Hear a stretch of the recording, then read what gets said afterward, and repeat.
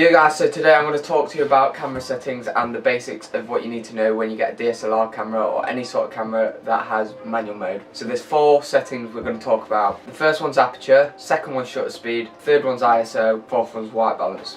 Okay, so let's start with aperture. Aperture controls the depth of field that your camera produces. The easiest way to think about it is, it works by f-stops. That's the number that you'll see on your camera. The smaller the number, the less that's going to be in focus in your frame. So it'll only focus on a certain point and the rest will be blurry. So say an aperture of f1.8 is going to focus on a small bit and the rest of the image or the rest of the video is going to be blurred. Whereas an aperture of f8, for example, is what you'd use for say landscapes where everything in the frame is in focus. If you've got a small f-stop, so you've got an f-stop of 1.8, you're letting a lot of light into that lens, which creates that shallow depth of field which you might have seen, which everyone wants, the blurriness. I call it the blur. If you're doing a landscape, you're closing down the aperture to be very narrow and only a little bit of light is left into that lens. Moving on to setting number 2, which is shutter speed. Now the way I work shutter speed is, for images, the faster the shutter speed, so say 4,000th of a second, will produce a sharp image. So for example, if you're doing a sports shot, so a football or something, you want a fast shutter speed, so something like 2,000th of a second or above to freeze that motion,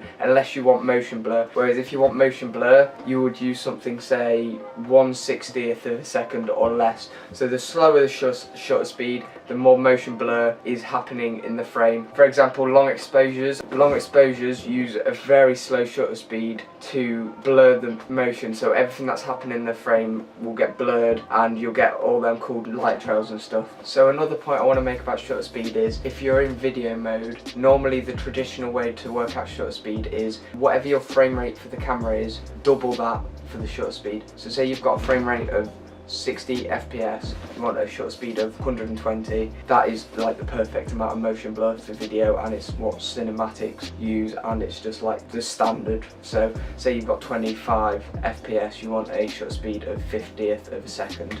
Okay, so the third setting I want to talk about is ISO. This is basically the light sensitivity of your camera. Basically the rule of thumb is you want that ISO to be as small as possible, the smallest number you can get, which is normally ISO 100. The reason for this is, it's only digitally enhancing the lightness of your image. So therefore, if you increase that number, you're going to get a lot of film grain and grain in your image, which normally looks disgusting. So normally you want an ISO of 1000 or less, unless you want film grain in your image. So normally I try and crank down that ISO as low as possible, and then if I do want grain, I'll add it in Photoshop or Premiere. Normally just try and keep that number as low as possible. The fourth and final thing I want to talk about is white balance. Now I'm not very sure about how you do white balance and stuff, but basically it controls the whites of your image. So there's different settings on your camera. There's normally auto mode, which is what I use because to be honest, my camera gets white balance correct all the time. I never have to set white balance. But there's different presets, so you've got things like fluorescent light, incandescent,